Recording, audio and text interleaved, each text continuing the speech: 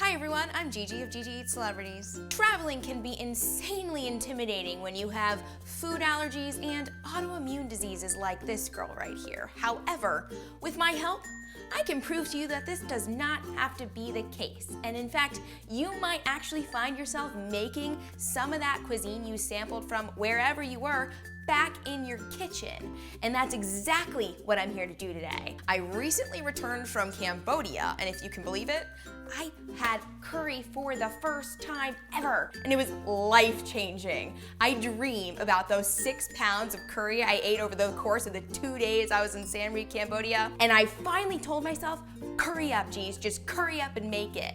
Now, making curry sounds a little intimidating, just like traveling with food allergies. However, I'm here to remind you that this recipe is so easy. It only has 5 ingredients and 5 herbs and spices, and it takes absolutely no time to make. Why 5? Well, because I was inspired by this website called Fiverr, where you can go purchase help or sell your own services for just $5. So if you're feeling intimidated by, say, Photoshop, WordPress, YouTube, go check it out. I do have to tell you that unfortunately, I'm not selling my finished recipes though, because shipping would be far more than $5. But again, I promise, this recipe is so easy. Well, for the base of this recipe, we are going to use coconut milk and seafood stock, because this is going to be a fish curry. Let me open this bad boy up.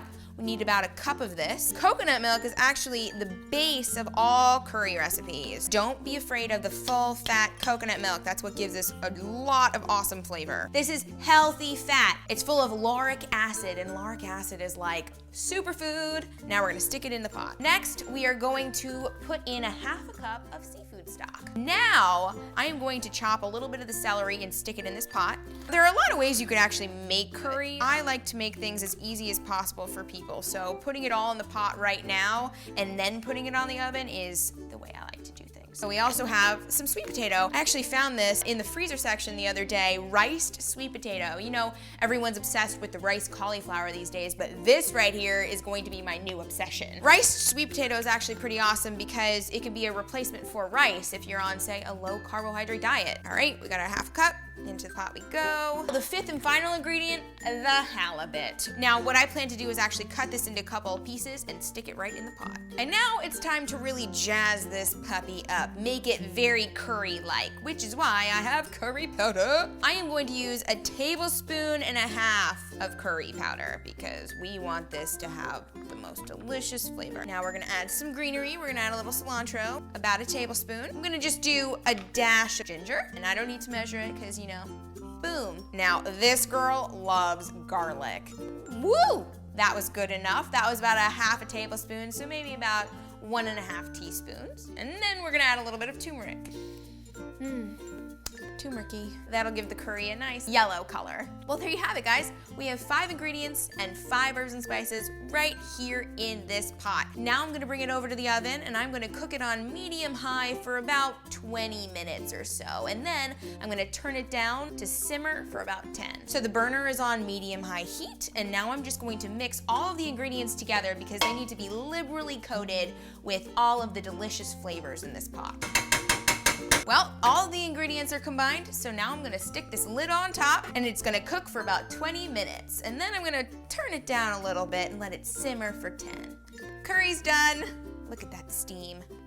It smells so good. I am just gonna get a lot of that delicious fish and I'm gonna put it in my bowl here. Look at that hunky deliciousness. Okay, we are moving this pot out of the way because I need to dig in, and I have my curry spoon. It's a spoon and a fork, and it's really cool, and I've actually never used it before. So let's try and see if this is good because I've never actually made this recipe before. Haha! Let's see if I brought Cambodia into my kitchen. This right here, how do you say oh my gosh in Cambodian? Because this is phenomenal. Absolutely phenomenal. I'm going in for another bite. I don't know. I didn't add any salt to this, but it's salty, but not too salty. The flavor combination is just so good. That curry powder, I think, really is what did it. And this fish is so succulent and so moist. This is insane. Well, I just proved myself correct. I can bring another country into my kitchen, and so can you. So try this recipe out at home and let me know what you guys think in the comments below. Thank you guys all so much for watching. I really appreciate it. Don't forget to subscribe to my YouTube channel, like this video, and I'll see you next week because you're gonna wanna see what I come up with next. Uh-oh. Eat food, ninja. I'm gonna try it. 1.5 Fig Newton. Woo! I consider that a huge win. Yeah!